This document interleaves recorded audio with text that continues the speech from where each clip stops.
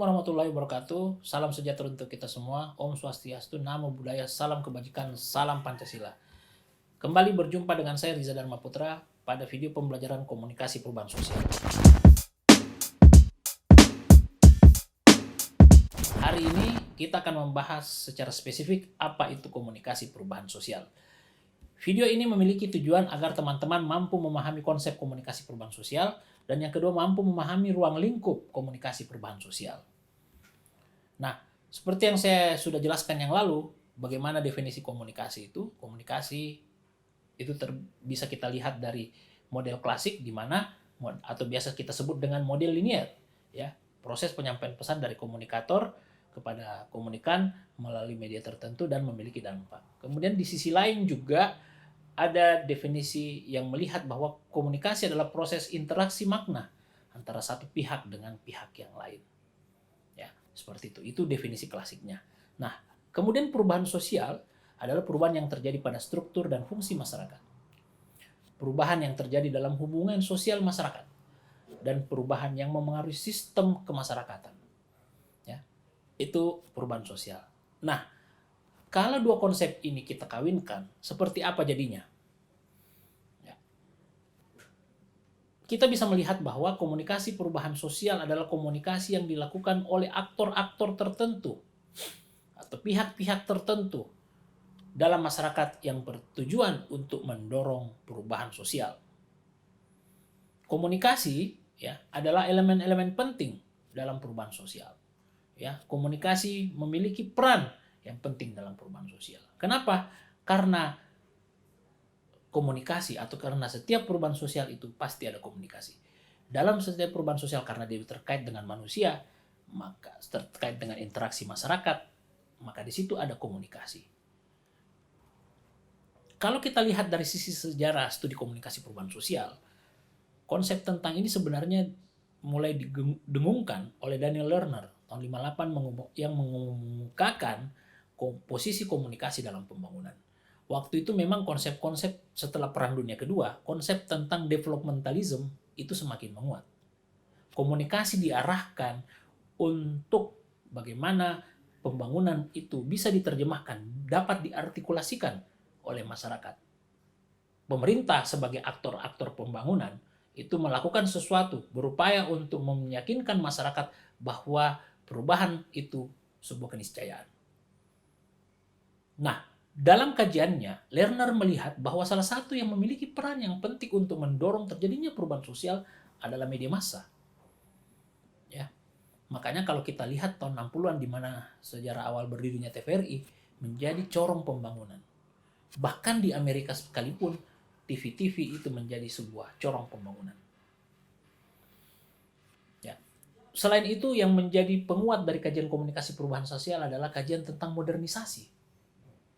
Ya, modernisasi ini cukup panjang penjelasannya, kita akan bahas khusus tentang apa itu modernisasi. Ya. Kemudian ada konsep yang digagas oleh Marshall, ya, konsep Marshall Plan tentang bagaimana proses pembantuan negara dunia pertama ke negara dunia ketiga. Ya, Marshall Plan. Ini juga akan kita bahas spesifik nanti. Kemudian di ilmu komunikasi sendiri ada Everett M. Rogers yang membuat sebuah terobosan besar dengan membuat teori difusi inovasi. Ya, difusi inovasi. Jadi bagaimana sebuah inovasi itu kalau mau bagus harus didifusikan, harus disebar kepada masyarakat. Beliau menggambarkan tahapan-tahapan dari difusi inovasi yang juga nanti akan kita pelajari pada pertemuan berikutnya. Salah satu juga aktor yang rutin mendorong tentang perubahan sosial adalah lembaga-lembaga PBB dan salah satunya adalah UNESCO yang semakin merumuskan posisi komunikasi dalam perubahan sosial atau dalam pembangunan. Berikut konsep yang lebih belakangan muncul istilah komunikasi partisipatif. Ya, ini pendekatan partisipatif yang digagas misalnya oleh Chambers. Ya, ada disebut dengan PRA, Participatory Rural Appraisal. Ya, konsep-konsep pemberdayaan masyarakat. Ya. Kemudian tentu saja ya komunikasi perubahan sosial yang belakangan juga banyak dibicarakan. Salah satunya adalah Jane Service, kemudian Mohan J. Dutta, ya cukup banyak beberapa ahli-ahli. Karena memang komunikasi perubahan sosial ini sangat luas. Nanti kita akan coba lihat. Nah, untuk melihat itu tentu kita harus memahami ruang lingkupnya. Ruang lingkup komunikasi perubahan sosial pertama adalah komunikasi pembangunan atau development communication. Ya, ini masa klasik. Ya, karena kenapa? Dia merujuk ke teori modernisasi. Dia merujuk kepada teori developmentalism. Ya, yang melihat bahwa struktur-struktur pada masyarakat itu bisa berkembang ketika ada proses pembangunan. Ya, pembangunan ini tentu istilah sifatnya top down. Varian konsepnya adalah penyuluhan pembangunan. Ya, dulu kita sering mendengar penyuluh penerangan, penyuluh pertanian. Nah, konsep-konsep itu adalah konsep pembangunan. Kemudian komunikasi perubahan sosial. Ya, ini menurut Jan Servais ini cukup banyak ruang lingkupnya. Ada komunikasi advokasi, bagaimana mengadvokasi warga untuk melawan atau mendapatkan hak-hak mereka. Ini banyak dilakukan LSM. Ya, seperti itu. Kemudian ada komunikasi kesehatan. Ini dalam bidang kesehatan, bagaimana mengajak masyarakat terkait pandemi misalnya. Kemudian komunikasi massa, ya, sampai hari ini juga masih kuat. Ya, penyebaran informasi, edukasi untuk mendorong perubahan sosial di masyarakat. Termasuk juga komunikasi kebencanaan. Ya, bagaimana mendorong masyarakat agar bisa memitigasi dirinya. Sekarang kita mengenal istilah pengelolaan risiko bencana berbasis komunitas, di mana unsur komunikasi risiko itu menjadi sesuatu hal yang sangat penting. Jan Servais, pakar komunikasi pembangunan, mengatakan ada 5 level komunikasi perubahan sosial. Pertama adalah behavior change communication. Ya. Perubahan dari perilaku manusia itu. Ini bisa dilihat dalam varian interpersonal communication. Jadi bagaimana kita ingin merubah behavior, maka pendekatannya adalah interpersonal communication, komunikasi antar pribadi. Kemudian level berikutnya adalah mass communication atau komunikasi massa. Ini kita bisa lihat dari sisi community media, media komunitas, media massa, dan tentu saja konsep-konsep tentang teknologi informasi dan komunikasi. Ini yang banyak dipelajari teman-teman di IPB misalnya. Ya. Termasuk sekarang digital literasi, ya, itu semua. Kemudian yang berikutnya adalah advokasi communication. Ini banyak dilakukan teman-teman LBH, NGO-NGO yang lain.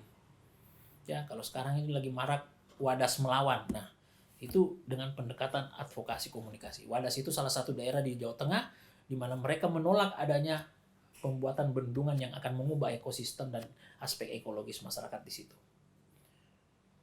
Pendekatannya interpersonal dan propaganda lewat mass communication atau komunikasi massa, media massa. Berikutnya adalah participatory communication, komunikasi partisipatif dengan pendekatan tentu saja interpersonal. Kemudian media komunitas, dan sekarang yang juga marak adalah media sosial. Ya, ini juga teman-teman harus lihat, harus pelajari. Makanya kalau kita bicara media sosial hari ini, itu bisa dikatakan sebagai salah satu instrumen terjadinya demokrasi. Bisa juga menjadi instrumen terjadinya autokrasi. Kemudian yang berikutnya adalah communication for structural and sustainable social change. Ya. Di sini bagaimana terjadi komunikasi pada struktur masyarakat, perubahan sosial yang berkelanjutan, sustainable. Ini banyak dipakai oleh PBB sekarang, termasuk LSM juga, dengan pendekatan tentu saja komunikasi interpersonal, model komunikasi partisipatif, dan media massa atau komunikasi massa. Selain 5 level komunikasi perubahan sosial itu, Servais juga melihat ada sejumlah pendekatan dalam komunikasi perubahan sosial atau biasa disebut CSC, Communication for Social Change. Pertama adalah approach that attempt to change attitude. Jadi bagaimana pendekatan untuk mengubah perilaku melalui diseminasi informasi dan hubungan publik. Ya, jadi itu. Approach yang kedua adalah behavioral change approach yang fokus pada perubahan sosial, perubahan individu perubahan relasi antar personal, antar manusia dengan manusia yang lain, atau bahkan perubahan pada komunitas atau masyarakat. Ya, jadi dia melihat secara behavioristik perilakunya. Kemudian perubahan berikutnya adalah pendekatan advokasi atau advokasi approach yang menargetkan perubahan kebijakan pada pengambil keputusan di berbagai tingkatan masyarakat. Ini juga yang banyak digerakkan sekarang. Bagaimana kita bisa agar sebuah kebijakan itu berubah. Ya, misalnya seperti saat ini saya sedang membantu teman-teman di Desa Kirasari untuk membuat sebuah model-model pengolahan risiko bencana sehingga mereka nanti membuat peraturan desa tentang penanggulangan bencana. Itu bentuk dari advokasi. Salah satu ya. Yang lain juga bisa banyak. Misalnya kita mendorong perubahan Undang-Undang Cipta Kerja. Ya, seperti sekarang ini teman-teman NGO rutin menggagas perubahan-perubahan terkait Undang-Undang Cipta Kerja. Masyarakat adat ya, Aliansi Masyarakat Adat Nusantara. Itu adalah bentuk advokasi approach. Kemudian communication for structural and sustainable change approach. Ya. Ini bisa komunikasi yang sifatnya top down atau bottom up, tetapi dia memang masuk pada structure dan juga bagaimana perubahan itu berkelanjutan. Maksudnya berkelanjutan, tidak berhenti sampai di situ, tetapi terus berlanjut. Ya, saya pikir ini sejumlah materi terkait dengan komunikasi perubahan sosial dan ruang lingkup perubahan sosial, sehingga teman-teman bisa memahami dan pada materi-materi berikutnya bisa lebih mendalami apa itu komunikasi perubahan sosial sampai bisa mengimplementasikannya dalam berbagai kondisi kekinian. Terima kasih atas perhatiannya. Wabillahi taufiq wal hidayah. Wassalamualaikum warahmatullahi wabarakatuh.